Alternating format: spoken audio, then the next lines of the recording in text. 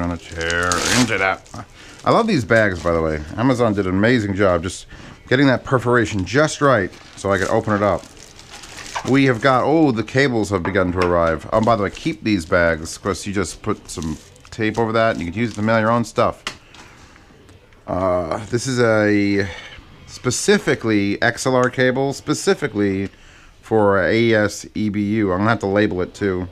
Wish it was a different color. Wish it came in like green or something, or orange, because I'm gonna hook up the Genelec speakers with a legit AES bus converter, which should be in one of these. Yes. Again, save that.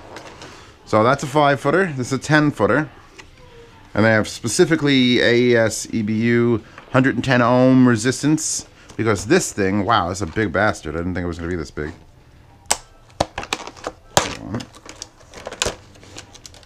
This only concerns you if you're into really high-end studio monitors. This unboxing is like, what is Zeos doing? And I'm going to hold on to this in case it doesn't work, because this fucker was like 60 bucks. And these fuckers were like 15 and 25 for being special. I've got to print a label out for that. I love how there's like marks on this. This, which is the model ODL312, which is actually discontinued according to Amazon. Here's your output for that. It's going to go from there to one speaker, from there to the other speaker. Fiber optic input. So I could just take my standard fiber optic bullshit that's coming off my desk, off my normal computer, and I could plug it in from here, and I don't have to use any analog convert. There'll be no analog going into those Genelec monitors. Hold on to that until I know it works. So it's going to be, this is basically, whatever this costs to set up was like $120 something. Maybe this was 80. Maybe this was, I don't know. It was expensive. Check the link for the cost.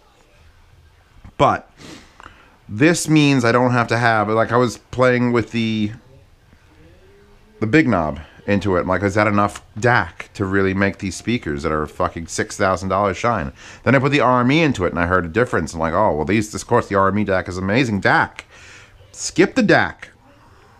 From the computer digital through this, keeping it digital, through this format, which is the only format that works for those speakers because it uses packet detection and loss detection.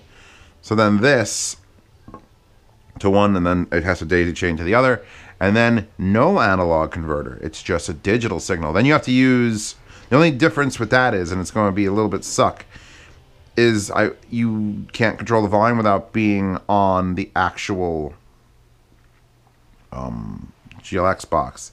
Now there is a plugin that gives you a volume knob, which is probably what you want to get.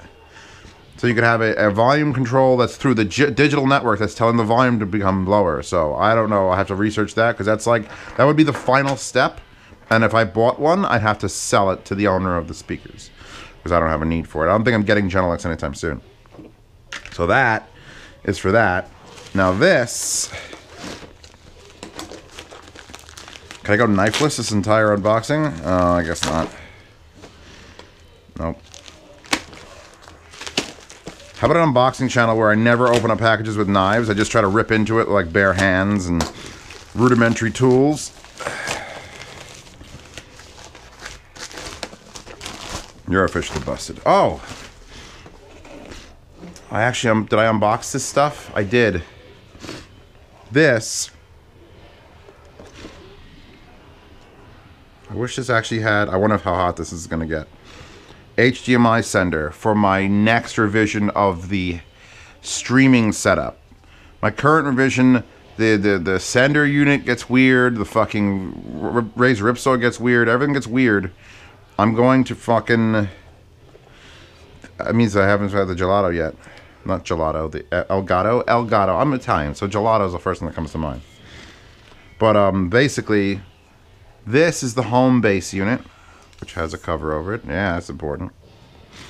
So this is going to sit there. Metal box this time for the receiver. Has HDMI out, infrared in, 5 volt DC. But not USB, just has 5 volt. You get this massive antenna, which is nice, because I think I'm going to prefer this for range. So this is going to sit next to the Elgato.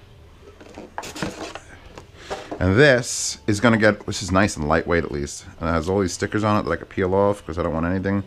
This is DC 5 volt USB in and infrared output, which I'm wondering if I could do anything with that because I don't need infrared. But this is going to mount to the back of my head. To the back of this camera, actually. The one I'm filming this unboxing with is going to be the one I set up for doing streaming. So this will mount to the back of my head.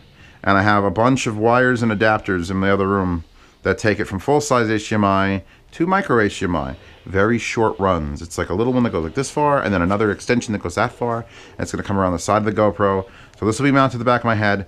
I will need to feed the GoPro and this USB power. So I'm probably going to have one cable that runs up, and then I'm going to have it go here, and then it's going to output, it's going to split, and I'm going to build a custom cable that goes around this way. I'll get to even this and plugs in, so it's going to power this and the GoPro from one wire from a belt pack or fanny pack, or if I could get a really small, you know, USB thing attached to my head. So this is, hopefully this works. I got to test it if it works first before I start mounting it, custom mounting it. This is USB cable. That's nice. This is really thick dongle. Jesus, that's like heavy dongle duty. Heavy doo-dong. Heavy doo-dong. Brackets, if you wanted to mount that, which is nice, but I'm not going to mount it. We've got infrared. Oh, it comes with an actual infrared receiver / blaster. Right? Reminder, if you do not require IR pass-through function, this cable will not be needed. IR out for TX. IR out. So this is the transmitter. So what's this? Power brick? The 5 volt. The 5 volt power brick. And here's the manual, which I actually do want to read in case there's something I could do to make it better. And again, this needs to be labeled also. 5 volt, 2 amps. So, should I want to just cut this and never make that portable, this would just take a USB style. It takes USB power, basically. 5 volt, 2 amp. All right. More things that I need to test. Now, today is actually Sunday, but my brother's here. We're going to have breakfast, and then it's already 11. So if I do stream with this new setup, it's going to be sort of, I think, half-assed put together. Oh, there's both of them. I'm retarded. IR in for RX, IR out for RX. Wow, they really... Well, all right, one set, they actually have a label on the thing because they're identical builds. So, HDMI sender, actually cheaper, under 200 bucks now. Is that $1/4 Why the fuck does this have a fucking $1/4? That's awesome. I can mount it to a tripod for no reason. Interesting. And this is a little bit bigger than the other one I'm using, but it's a little bit lighter, I think, and it maybe won't get as hot. Back of my head, we'll see how hot that gets. Hopefully it doesn't give me like brain cancer, fucking shooting fucking HDMI signals straight through my fucking cranium. I don't need that in my life. Moving on.